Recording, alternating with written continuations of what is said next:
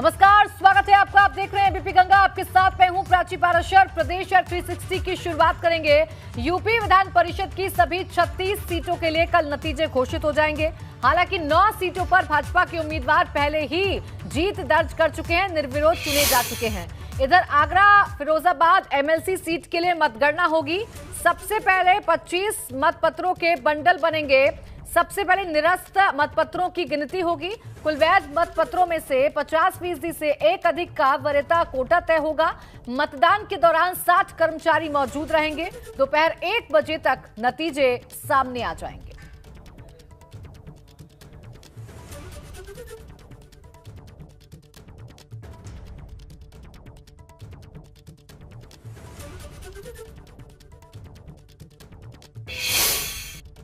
जो हमारा स्थल है वो तैयार कर लिया गया है। कल सुबह 7:30 बजे हम लोग स्ट्रॉन्ग रूम खोलेंगे। जो कैंडिडेट्स हैं उनको बता दिया गया है। सुबह 8 बजे काउंटिंग स्टार्ट होगी। टोटल 7 टेबल है। 7 टेबल के साथ एक जो कैंडिडेट हैं या उनके इलेक्शन एजेंट है वो आ सकते हैं। सबके पासेस जारी कर दिए गए, उनके एजेंट को बना दिया गया है। और जो जितने चक्र हैं, टोटल जो 25 बूथ हैं और परसेंटेज यहाँ वोट की अच्छी हुई है 98% के आसपास। तो 4000 के आसपास अगर वोट हैं, उसको हमें लगता है कि 3 से 4 घंटे में हम कंप्लीट कर लेंगे। उत्तर प्रदेश में स्थानीय प्राधिकारी एमएलसी सीट पर कल मतगणना होनी है। आगरा फिरोजाबाद सीट पर भी कल मतगणना होनी है। और ऐसे में शादरा स्थित जो गल्ला मंडी है वहाँ स्ट्रॉन्ग रूम बनाया गया है। आप देख सकते हैं किस तरह से सेंट्रल जो पैरामिलिट्री फोर्सेस है वो लगातार जो बैलेट बॉक्स यहाँ रखे गए हैं उसकी निगरानी कर रहे हैं। उनके जवान लगातार राउंड द क्लॉक ड्यूटी कर रहे हैं। आप देख सकते हैं किस तरीके से बैरिकेड किया हुआ है। दरअसल 3922 कुल वोट हैं, उसमें से 3846 वोट पड़े हैं 9 तारीख को, 9 अप्रैल को। और ऐसे में जो सीधी फाइट है वो बीजेपी के जो कैंडिडेट हैं विजय शिवहरे और समाजवादी पार्टी के जो कैंडिडेट हैं दिलीप यादव जो निवर्तमान एमएलसी हैं उनके बीच में है। और ये जो काउंटिंग है वो सुबह 8 बजे से शुरू हो जाएगी। सबसे पहले 25-25 मतों के बंडल बनाए जाएंगे, फिर 500 मतों को एक साथ रख के उसको मिक्स किया जाएगा। निरस्त यानी कैंसिल जो वोट है उसकी सबसे पहले काउंटिंग होगी। और ऐसे में पहली, दूसरी, तीसरी वरीयता के आधार पर मत डाले गए हैं। और जो कैंडिडेट के कुल मतों में से 50% से एक मत ज़्यादा फर्स्ट वरीयता का होगा उसको विजयी घोषित कर दिया जाएगा। और इसके लिए जो तैयारियां हैं वो पूरी तरह से हो चुकी हैं। करीब 60 कार्मिक इस एमएलसी की जो कल जो काउंटिंग हो रही है उसके लिए ड्यूटी में तैनात रहेंगे। तमाम जो कहा जाए प्रशासनिक अधिकारी हैं उन्होंने तैयारियों की समीक्षा कर ली है। तो कल दोपहर बाद ये स्पष्ट हो जाएगा कि आगरा फिरोजाबाद स्थानीय प्राधिकारी एमएलसी सीट से किसकी जीत होती है। 5 प्रत्याशी मैदान में हैं, लेकिन सीधा मुकाबला बीजेपी वर्सेस एसपी है। आगरा से नितिन उपाध्याय, एबीपी गंगा। आजमगढ़ मऊ स्थानीय निकाय विधान परिषद चुनाव की मतगणना कल आजमगढ़ में एफसीआई गोदाम में होगी।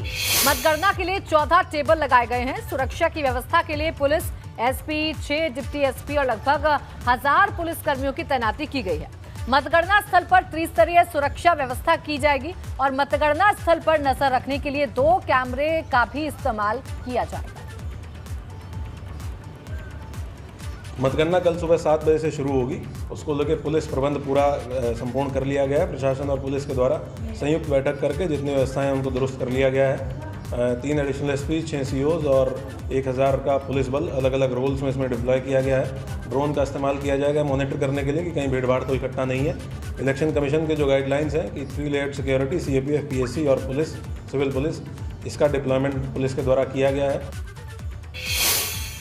फतेहपुर के कलेक्ट्रेट में मतगणना की तैयारी पूरी हो गई है। जिला प्रशासन चप्पे चप्पे पर मुस्तैद है। एमएलसी के पद की मतगणना को लेकर 9 राउंड में गिनती को पूरा किया जाएगा। कानपुर और फतेहपुर में 5307 मतदाताओं के मतों की गिनती होगी। जिला निर्वाचन अधिकारी अपूर्वा दुबे सहित एसपी राजेश सिंह मतगणना स्थल पर सीसीटीवी कैमरे की निगरानी से देखरेख की है।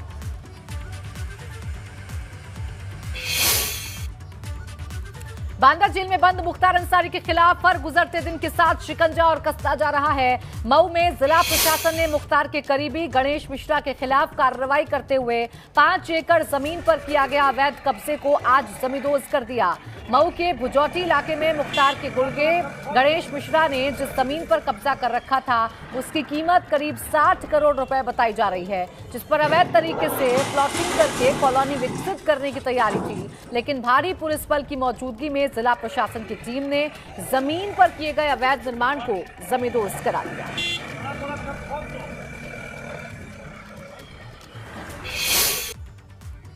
मुख्तार के गुर्गों के खिलाफ बुलडोजर की दनादन कार्रवाई के बीच बसपा सांसद और मुख्तार अंसारी के बड़े भाई अफजाल अंसारी ने योगी सरकार और भाजपा पर हमला बोल दिया है। अफजाल अंसारी ने कहा है कि 2024 के लोकसभा चुनाव में बुलडोजर भाजपा के हार की वजह बनेगा। अफजाल अंसारी यही नहीं रुके, उन्होंने योगी सरकार पर बुलडोजर के जरिए अपनी राजनीति विरोधियों को निशाना बनाने का भी आरोप लगा दिया।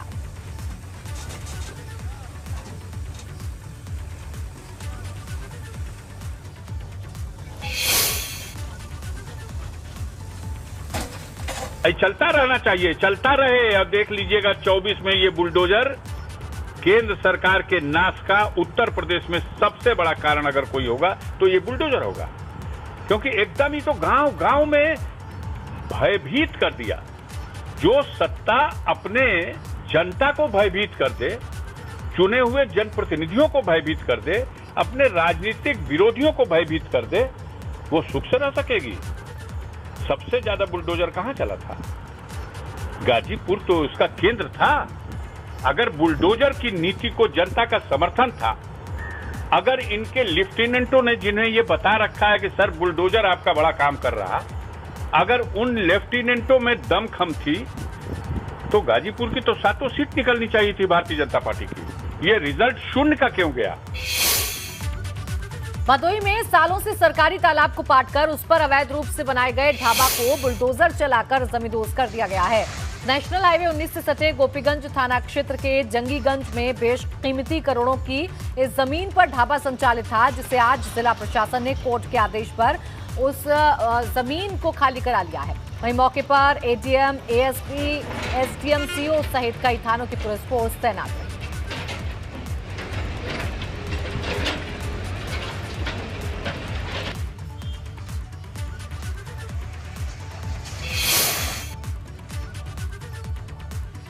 तस्वीरें हम आपको दिखा रहे हैं। देखिए, करोड़ों की जमीन पर प्रशासन ने कार्रवाई की है और इस जमीन को कब्जा मुक्त करा लिया गया है। दरअसल हाईवे के नजदीक इस जमीन पर कब्जा करके यहां एक ढाबा संचालित किया जा रहा था, लेकिन जैसे ही प्रशासन की नजर इस अवैध निर्माण पर पड़ी, वैसे ही बुलडोजर पहुंच गया और इस जमीन को कब्जा मुक्त करा लिया गया, निर्माण को धराशायी कर दिया गया।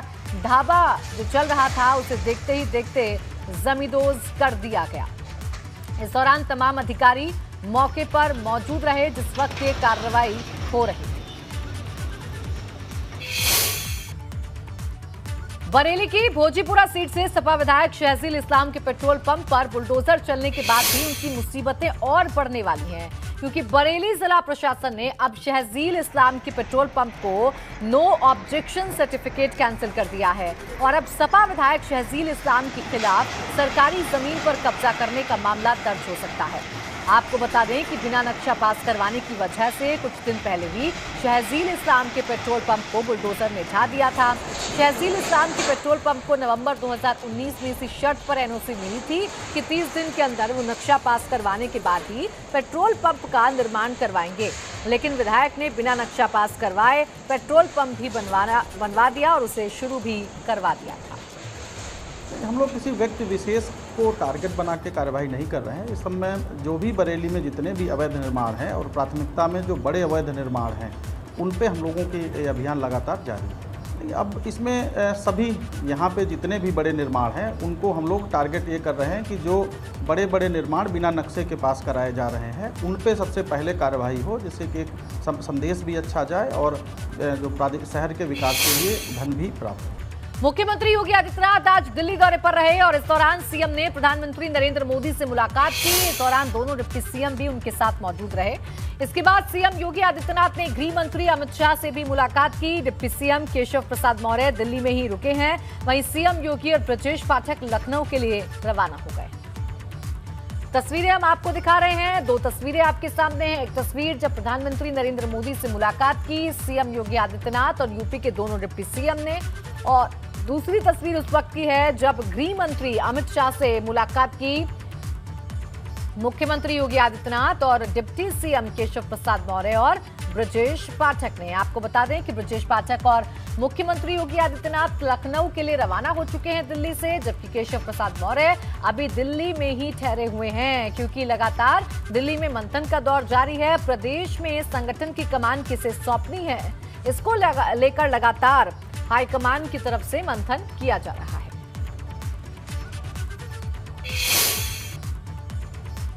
इन दिनों महंगाई की मार से हर आदमी बेहाल है। इनमें सबसे ज्यादा कोहराम मचाया है उस नींबू ने जिसे बुरी नजर से बचने के लिए इस्तेमाल किया जाता है। अब 300 रुपए किलो तक पहुंच गए इस नींबू पर पड़ गई है चोरों की काली नजर। यूपी के शाहजहांपुर से सामने आया नींबू चोरी का अजीबोगरीब मामला।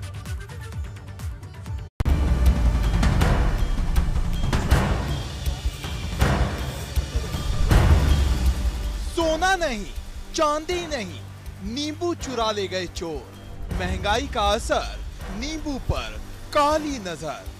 आज से पहले आपने तरह तरह की चोरी के बारे में सुना होगा, लेकिन नींबू चुराते कभी किसी को नहीं देखा होगा। पर यूपी के शाहजहांपुर में आसमान छूते नींबू की चोरी से जुड़ा अजीबोगरीब मामला सामने आया है।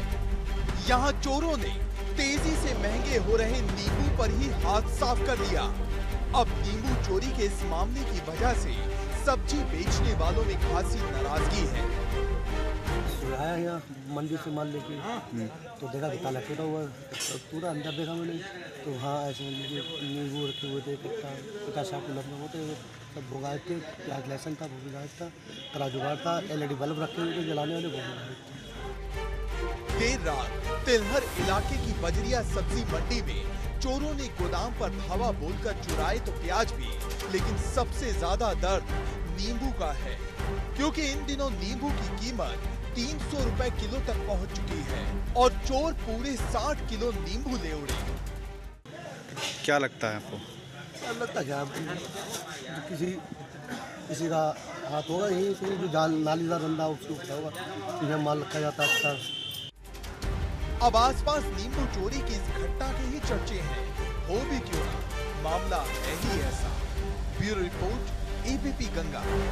की जहां कोटद्वार में सड़क हादसे का एक दिल दहला देने वाला जो घटना है वो सामने आई है, जहां बच्चे के साथ सड़क पार कर रही एक महिला को एक तेज रफ्तार बाइक सवार ने टक्कर मार दी, जिसमें महिला की मौके पर ही मौत हो गई। ये दर्दनाक हादसा कोटद्वार के मानपुर इलाके का है, जहां एक महिला अपने बच्चे के साथ पैदल जा रही थी, लेकिन सड़क पार करने के दौरान पीछे से आ रहे तेज रफ्तार बाइक सवार ने महिला को जोरदार टक्कर मार दी। इस दौरान बच्चा तो बच गया, लेकिन बाइक की टक्कर से महिला सड़क पर गिर पड़ी और दीवार से जा टकराई, लेकिन महिला को टक्कर मारने वाला बाइक सवार मौके से फरार हो गया। ये देखिए, ये है वो दर्दनाक हादसा और इस हादसे के बाद कई सवाल भी खड़े हो जाते हैं। देखिए, महिला रोड क्रॉस कर रही थी, लेकिन इसी दौरान तेज रफ्तार बाइक सवार युवक एक महिला को रौंदते हुए आगे बढ़ जाता है और इसमें महिला की मौके पर मौत हो जाती है। लेकिन ये शख्स वहां पर रुका नहीं, उसने रुककर ये देखने की जहमत तलक नहीं उठाई कि जिसे उसने रौंदा है उसकी हालत कैसी है। और ये इंसानियत को तार तार कर देने वाली घटना, जहां तेज रफ्तार का कहर एक परिवार पर टूटा। मां और बेटा सड़क क्रॉस कर रहे थे, लेकिन इसी दौरान एक बाइक सवार ने टक्कर मारी और महिला की मौत हो गई। उत्तराखंड के उधम सिंह नगर में 23वीं यूथ नेशनल वॉलीबॉल चैंपियनशिप का शुभारंभ सीएम पुष्कर सिंह धामी ने किया। इस दौरान उन्होंने कहा कि देश में प्रतिभा की कमी नहीं है, युवा अपनी प्रतिभा से आसमान चीरने को तैयार है। खिलाड़ियों को प्रोत्साहित करने के लिए खेल नीति लागू करती गई है, इससे प्रतिभा को सही स्थान मिलेगा, साथ ही खिलाड़ी प्रोत्साहित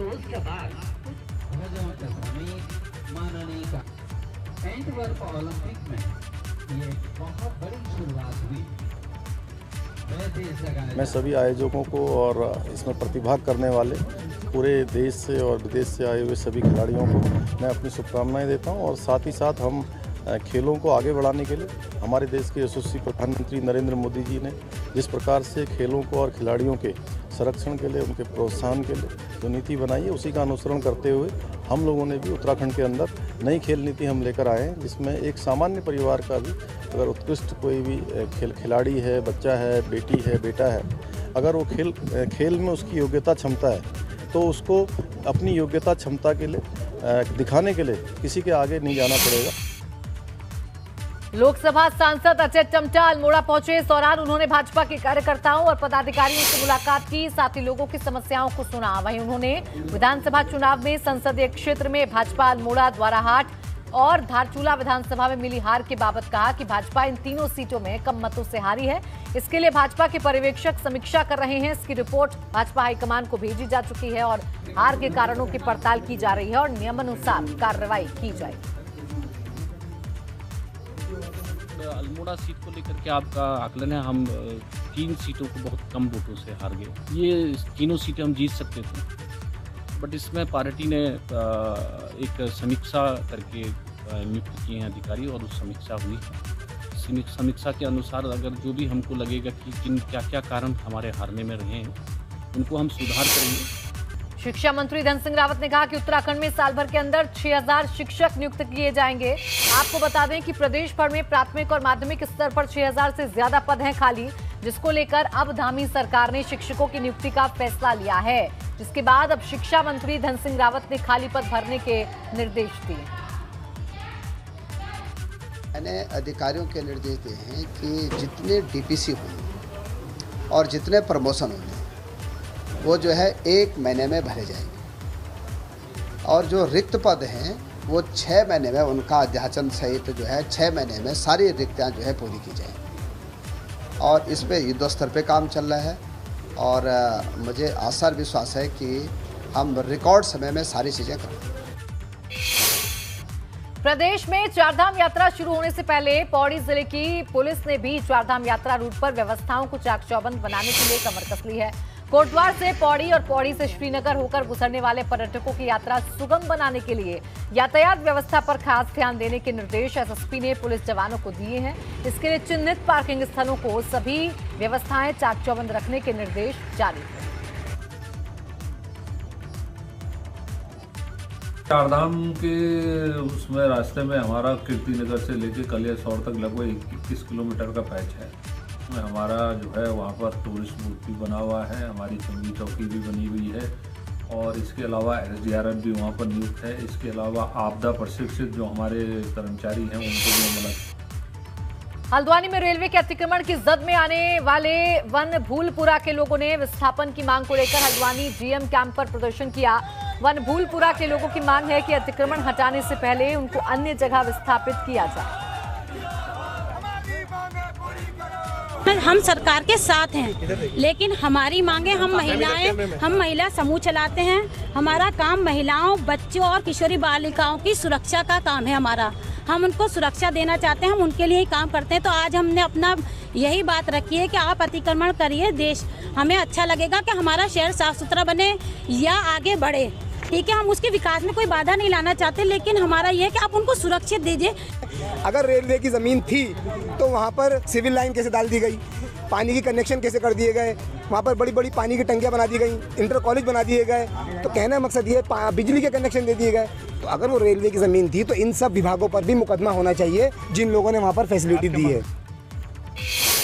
प्रधानमंत्री नरेंद्र मोदी और अमेरिकी राष्ट्रपति जो बाइडेन के बीच आज एक वर्चुअल मीटिंग हुई। ये बैठक वॉशिंगटन में भारत और अमेरिका के बीच 2+2 मंत्री स्तरीय वार्ता के चौथे सत्र से पहले हुई है। लेकिन इस बैठक में पीएम मोदी ने अमेरिकी राष्ट्रपति से यूक्रेन रूस युद्ध का भी जिक्र किया। रूस यूक्रेन युद्ध का जिक्र करते हुए पीएम ने कहा, हाल में बूचा शहर में निर्दोष नागरिकों की हत्याओं की खबर बहुत ही चिंताजनक थी। हमने इसकी निंदा की और एक निष्पक्ष जांच की मांग भी की है। हम आशा करते हैं कि रूस और यूक्रेन के बीच चल रही बातचीत से शांति का रास्ता निकलेगा। India's humanitarian support for the people of Ukraine who are suffering